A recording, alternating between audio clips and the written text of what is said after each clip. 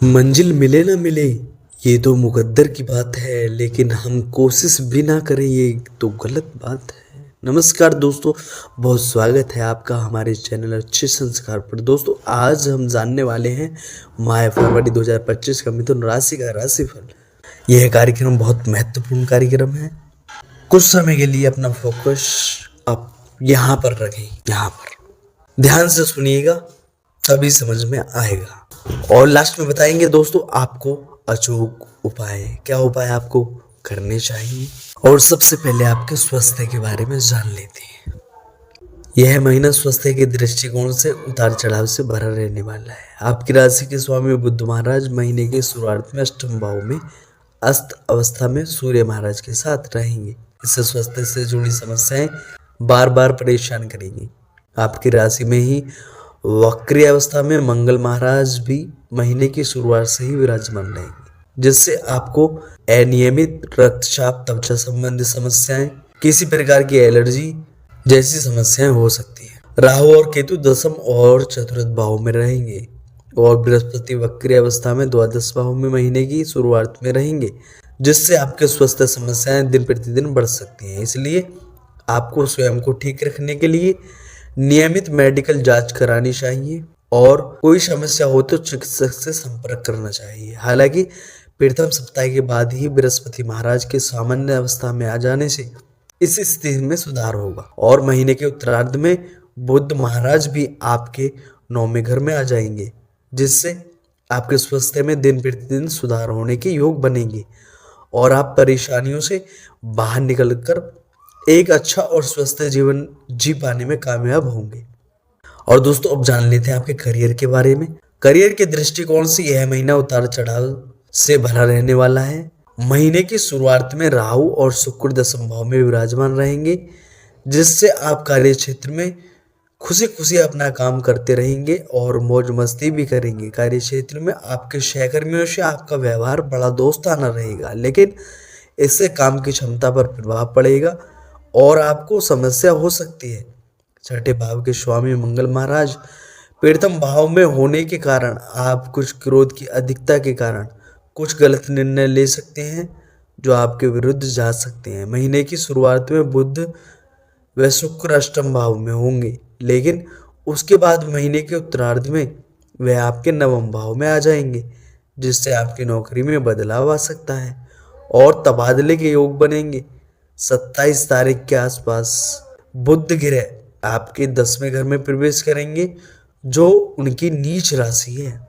यहाँ पर बुध के प्रभाव से आपकी कार्यस्थल पर किसी से कहासुनी भी हो सकती है। सप्तम और दसम भाव के स्वामी बृहस्पति महाराज महीने की शुरुआत से लेकर अंत तक द्वादश भाव में विराजमान रहेंगे, जिससे विदेश व्यापार से आपको लाभ होगा। नौकरी के सिलसिले में भाग दौड़ अधिक होगी और आपको यात्रा करनी पड़ सकती है। और दोस्तों, अब जान लेते हैं आपके प्रेम और विवाह के बारे में। यदि आपके प्रेम संबंध की बात की जाए तो यह महीना आपके लिए ठीक ठाक रह सकता है। पंचम भाव के स्वामी शुक्र महाराज उच्च के होकर केंद्र भाव में रहेंगे, उनके साथ राहु महाराज होंगे, जिससे आपका प्रेम परवान पर चढ़ेगा।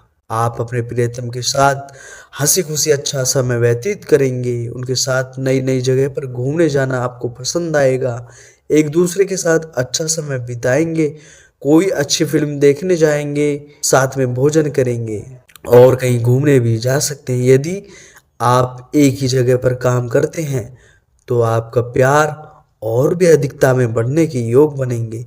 महीने के उत्तरार्ध में कुछ समस्याएं आ सकती हैं, लेकिन फिर भी आप एक दूसरे का हाथ पकड़कर रखेंगे। विवाहित जातकों की बात करें तो आपके लिए यह महीना कमजोर रह सकता है, क्योंकि सप्तम भाव के स्वामी बृहस्पति महाराज द्वादश भाव में विराजमान रहेंगे, तो आपकी राशि में बैठे मंगल महाराज सप्तम भाव को पूर्ण सप्तम दृष्टि से देखेंगे, जिससे आप और आपके जीवन साथी के मध्य तनाव और कष्ट की स्थितियां बनेंगी।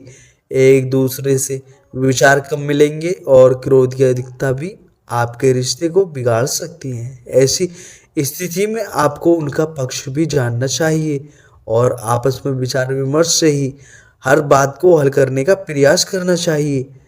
और दोस्तों, सामान्य इस महीने में क्या रहने वाला है, यह महीना मिथुन राशि के लिए उतार चढ़ाव से भरा रहने वाला है।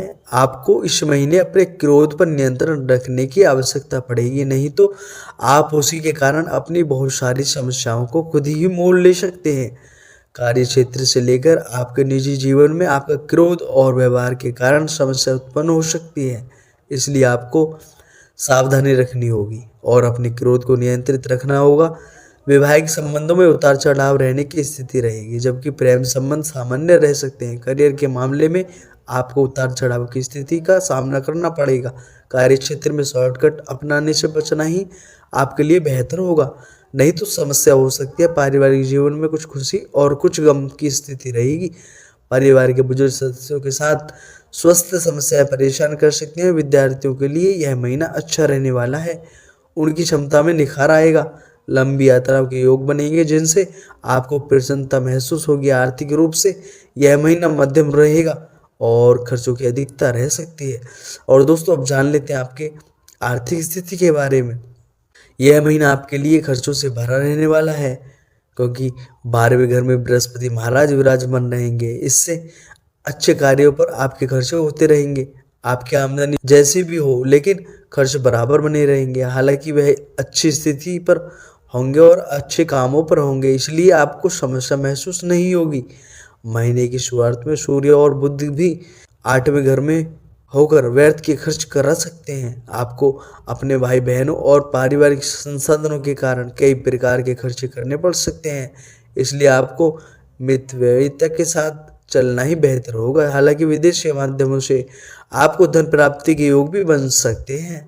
इस महीने शनि महाराज नवम भाव में विराजमान रहकर आपके एकादश भाव को देखेंगे, जिससे धन प्राप्ति का कोई न कोई तरीका आपको मिलता रहेगा और उसी के परिणाम स्वरूप आपको हल्की फुल्की आमदनी भी होती रहेगी। फिर भी खर्च अधिक ना हो, इस पर आपको नियंत्रण रखना ही होगा, ताकि आपकी आर्थिक स्थिति से दृढ़ बनी रहे।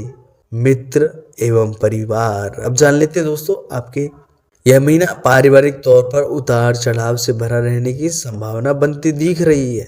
चौथे भाव में पूरे महीने केतु और दसम भाव में राहु महाराज के विराजमान होने से पारिवारिक जीवन में उथल पुथल मची रहेगी। परिवार के सुख में भी कमी सी रहेगी। आपस में सामंजस्य कम हो सकता है, लेकिन उच्च राशि के शुक्र महाराज भी दसम भाव में होंगे, जिससे बीच बीच में कुछ अच्छी बातें भी होती रहेंगी, जिससे परिवार का माहौल भी शांतिपूर्ण बना रहेगा।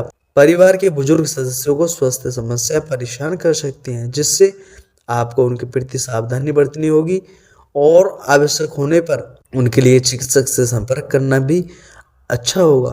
आपके भाई बहनों से महीने की शुरुआत में आपके संबंध कुछ सही नहीं रहेंगे और आपको परेशानी हो सकती है। उन्हें भी कुछ चुनौतियों का सामना करना पड़ेगा, लेकिन महीने के उतरते समय जब सूर्य और बुध आपके नवम भाव में प्रवेश करेंगे, तब से आपके भाई बहनों से आपके संबंध मधुर तो होंगे, लेकिन उनको कुछ शारीरिक समस्याएं भी परेशान कर सकती हैं। पिताजी को भी इस दौरान कुछ स्वास्थ्य समस्याएं भी पीड़ित कर सकती हैं। आपको अपने क्रोध की अधिकता को नियंत्रित करना होगा, क्योंकि इससे आप अपने रिश्तों को बिगाड़ सकते हैं। और दोस्तों, उपाय, आपको बुध ग्रह के बीज मंत्र का प्रतिदिन जाप करना होगा। इसके साथ ही बुधवार के दिन किन्नरों से आशीर्वाद प्राप्त करें, कुछ दान देकर। आपको इस महीने लाल रंग से परहेज करना है और हनुमान चालीसा का पाठ करना है। और दोस्तों, कैसी लगी आपको वीडियो अगर अच्छी लगी है तो वीडियो को लाइक और चैनल को सब्सक्राइब अवश्य करके जाइएगा। और दोस्तों, इन्हीं मंगल कामनाओं के साथ आप अपना ख्याल रखिएगा और मुझे दीजिएगा इजाजत। जय श्री राम दोस्तों।